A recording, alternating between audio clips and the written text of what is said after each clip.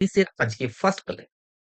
তো বেসিক ইংলিশের ফার্স্ট ক্লাসে আজকে আমি এমন একটা ক্লাস নেব যেটা খুবই জরুরি ইংরেজি শেখার জন্য।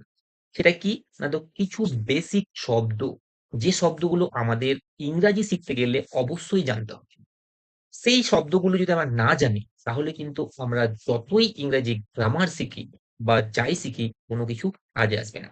তাই আজকে আমি শুরু করেছি ১ম ক্লাসে কিছু বেসিক ইম্পোর্টেন্ট ওয়ার্ডস দিয়ে। তো বেসিক ইম্পোর্টেন্ট ওয়ার্ডস গুলো কি, কি? তো দেখো ১ম যে ৪ টা আমি বেসিক ইম্পোর্টেন্ট ওয়ার্ডস নিয়েছি ১ম দিনের ক্লাসে সেটা হচ্ছে this, that, these are those. তো ১ম এই কোয়েশ্চেন হতে পারে এই শব্দ ৪ টায় কেন আমি নিলাম? এই ৪ টা শব্দ আমি নিলাম এই কারণে, কারণ এই ৪ টা শব্দ যেকোনো সেন্টেন্স তৈরি করার জন্য 80% ইউস হয়। তো দেখো এইগুলো সম্বন্ধে আমরা জানবো আজ। ১ম এই জানবো এগুলোকে কি বলা হয়? তো এগুলোকে বলা হয় ডেমনস্ট্রেটিভ। তো ডেমনস্ট্রেটিভ কথাটা শুনে একটু টাফ মনে হতে পারে, একটু জটিল মনে হতে পারে। কিন্তু ডেমনস্ট্রেটিভ কথাটা যদি আমরা একটা অর্থ জেনে নিই, তাহলে কিন্তু আমাদের জিনিসটা অনেক সহজ হয়ে যাবে। তো ডেমনস্ট্রেটিভ মানে কি? না তো ডেমনস্ট্রেটিভ মানে হচ্ছে কোনো কিছুকে দেখানো। কোনো কিছু বা কোনো লোক হতে পারে, কোনো ব্যক্তি হতে পারে, তাদেরকে দেখানো বা নির্দেশ করা। তো যে শব্দগুলো কোনো কিছুকে নির্দেশ করায় বা কোনো কিছুকে দেখায়, তাদেরকে বলা হয় ডেমনস্ট্রেটিভ।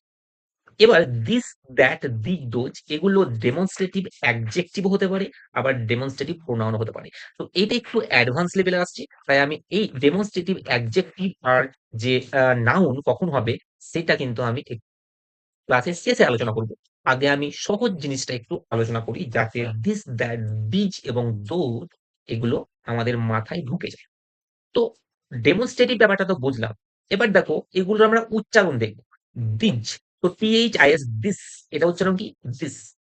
আর THAT দ্যাট, এটার উচ্চারণ হচ্ছে দ্যাট। তো দিস এটার মানে হচ্ছে এটি, অথবা এটাও বলা যায়। আর দ্যাট মানে হচ্ছে ওটি বা ওটা। তো দিস এবং দ্যাট এগুলোর মানে আমরা জানলাম। এবার জানবো এগুলো নাম্বার কিরকম? মানে এটা একবচন না বহুবচন? তো দেখো দিস এবং দ্যাট এরা হচ্ছে সিঙ্গুলার। সিঙ্গুলার মানে কি গো? সিঙ্গুলার মানে হচ্ছে একবচন।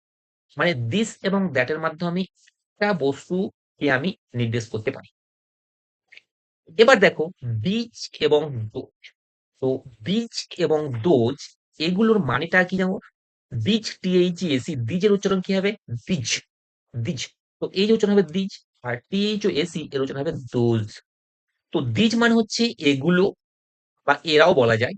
আর দোজ মানে ওগুলো বা ওরা। তো দিস অ্যান্ড দ্যাট আর দিজ অ্যান্ড দোজের মধ্যে পার্থক্য এটি ওটি, আর এটা হচ্ছে এগুলো ওগুলো। সেকেন্ড ডিফারেন্স দিস, দ্যাট আর দিজ দোজের মধ্যে কি? না তো ওগুলো ছিল সিঙ্গুলার, আর দিজ অ্যান্ড দোজ এটা হচ্ছে প্লুরাল। প্লুরাল মানে কি? প্লুরাল মানে হচ্ছে বহুবচন। মানে যখন আমরা একের থেকে কোনো বেশি বস্তুকে বোঝাবো তখন কিন্তু আমি দিস না দিয়ে তো দিজ করতে পারি, আবার দ্যাট না দিয়ে দোজ করতে পারি। ঠিক?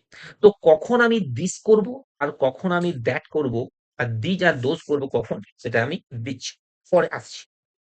তো এই পয়েন্টটা আমাদের ক্লিয়ার হয়ে গেল, এই পয়েন্টটাই ক্লিয়ার হয়ে গেল, আর এই পয়েন্টটা ক্লিয়ার হলো।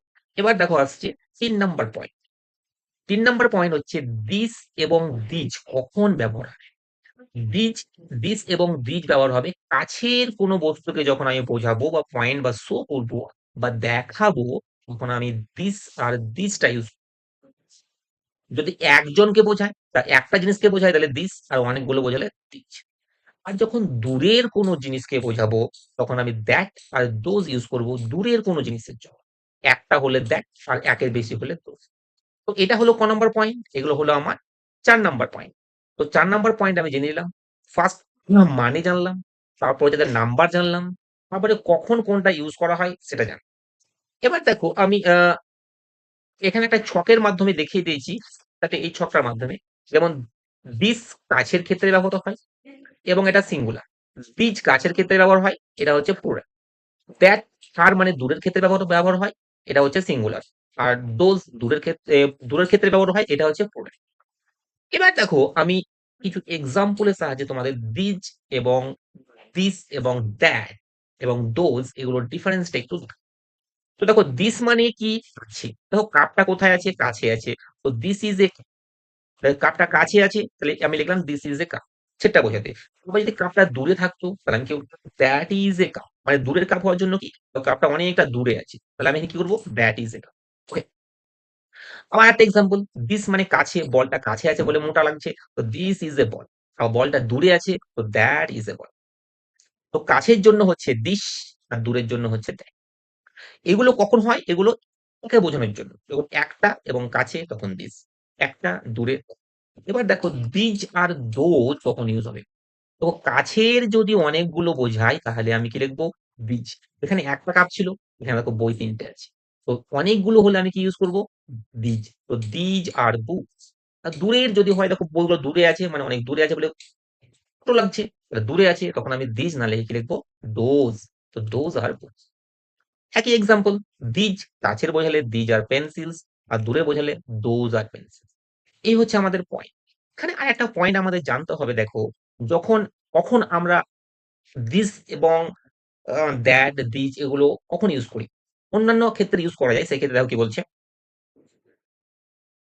দেখো যদি যখন কাউকে পরিচিত করানো মানে হয়, বা কাউকে আমি ইন্ট্রোডিউস করবো ওর সঙ্গে, তখন আমি দিস ইউজ করতে পারি। যেমন this is my friend Rohan, তো দিস ইজ রোহান বলা যাবে না, this is my friend use করতে পারি। তবে যখন কাউকে যখন আমি পরিচিত করাবো, তাদের সংখ্যা যদি বেশি হয়, তখন আমি দিসের জায়গায় দিজ ইউজ করবো, দিজ আর my friends Rohan and Neela. Okay, তো এরকম ব্যাপার। টেলিফোনে যখন আমি কথা বলতে চাইবো, তো হ্যালো দিস ইজ কাঞ্চন, তো ইজ দ্যাট মীরা। ধরো তুমি টেলিফোনে যখন তুমি কথা বলছো, তখন তুমি হয়তো কাউকে তোমার সম্বন্ধে পরিচয় দিচ্ছ, তখন তুমি বলতে বলতে পারবে হ্যালো দিস ইজ কাঞ্চন। আবার বলতে পারো ইজ দ্যাট মীরা, তুমি হয়তো কারোর সঙ্গে কথা বলছো, তুমি তাকে জানতে চাইছো সে কি তুমি যার সঙ্গে কথা বলছো সেই কিনা, তখন তুমি বলতে পারো ইজ দ্যাট মীরা, এটা কি মীরা বলছে। ওকে, তো এই হচ্ছে প্রথম ব্যাপারটা। এবার দেখো, প্রথমে যেটা আমি বলেছিলাম যে ডেমনস্ট্রেটিভ প্রোনাউন এবং অ্যাডজেক্টিভ, ডেমনস্ট্রেটিভ প্রোনাউন অ্যাডজেক্টিভ একটু অ্যাডভান্স, সেই জন্য আমি পরে আলোচনা করছি। তো এগুলো কখনো কখনো অ্যাডজেক্টিভ হিসাবে ব্যবহৃত হয়, আবার কখনো কখনো কি নাউন হিসাবেও ব্যবহৃত হয়। ওকে, প্রোনাউন হিসাবে। তো দেখো কখনো কখনো প্রোনাউন হিসাবে কখন ব্যবহৃত হবে, এটা প্রোনাউন হবে, কখন প্রোনাউন হিসাবে ব্যবহৃত হবে, আর কখন অ্যাডজেক্টিভ হিসাবে ব্যবহৃত হবে। তো দেখো যখন this, that, these and those একাকী থাকবে, একাকী ইউজ হবে, মানে তার সঙ্গে কোনো নাউন ইউজ হবে না, তখন সেটা হয়ে যাবে প্রোনাউন। তখন সেটা কি হিসেবে ব্যবহৃত হবে, প্রোনাউন। যেমন হচ্ছে দেখো দিস, দিস ইজ মাই, তো এখানে দেখো দিস, এটা এটা হচ্ছে এখানে কি প্রোনাউন হিসেবে ব্যবহৃত হয়েছে। দিস ইজ মাইন মানে এটা আমার, এটা প্রোনাউন হিসেবে ব্যবহৃত হয়েছে। আবার যদি এখানে বলি দিস কাপ ইজ রেড, এই কাপটা কিন্তু লাল, তো দিস এখানে কাপটাকে কিন্তু কি করছে, মডিফাই করছে, মানে কোয়ালিফাই করছে। তো এখানে দিসটা কাপের আগে বসেছে, মানে কাপটা নাউন, তাই জন্য এটা হয়ে গেল কি অ্যাডজেক্টিভ। আর এখানে দেখো দিসের সঙ্গে কোনো কিন্তু নাউন নাই, তো এটা হচ্ছে কি, তো দিস ইজ মাইন আর দিস কাপ ইজ রেড। তো এটা হচ্ছে কখন এগুলো ডেমনস্ট্রেটিভ অ্যাডজেক্টিভ আর কখন প্রোনাউন। এখানে যখন যখন সিঙ্গেল হিসাবে তার সঙ্গে কোনো নাউন ইউজ হবে না, তখন সেটা হচ্ছে প্রোনাউন। আর যখন তার সঙ্গে নাউন ইউজ হবে তখন সেটা হচ্ছে অ্যাডজেক্টিভ। ওকে, আবার এখানে যেটা দ্যাট এর মাধ্যমে বোঝায় আমার দূরের বস্তুকে, দ্যাট ইজ ইয়োর্স, এটি তোমার। তাহলে দ্যাট সিঙ্গেল আছে, এখানে কোনো নাউন নেই, তাহলে এটা কি প্রোনাউন। আবার দেখো দ্যাট হাউস ইজ বিগ, এই বাড়িটা বড়, তো এখানে কি হচ্ছে, হাউস নাউনটা যুক্ত আছে, মানে এটা। ঠিক সেম ভাবে দিজ মানে এগুলো, দিজ আর নিউ এগুলো নতুন, দিজ এখানে কি সিঙ্গেল ইউজ হয়েছে, সুতরাং এটা হচ্ছে নাউন, প্রোনাউন। আর দিজ মানে ওগুলো, দিজ অ্যাপেলস, দেখো তার সঙ্গে কি হয়েছে, অ্যাপেল যুক্ত হয়েছে, মানে এটার সঙ্গে কি হয়েছে যুক্ত, নাউন যুক্ত হয়ে গেছে, তাহলে এটা কিন্তু আর প্রোনাউন নেই, এটা হচ্ছে অ্যাডজেক্টিভ। এগুলোকে বলা হবে ডেমনস্ট্রেটিভ অ্যাডজেক্টিভ, আর এগুলোকে বলা হয় ডেমনস্ট্রেটিভ। ঠিক সেম ভাবে দোজের ক্ষেত্রেও তাই হবে। ওকে,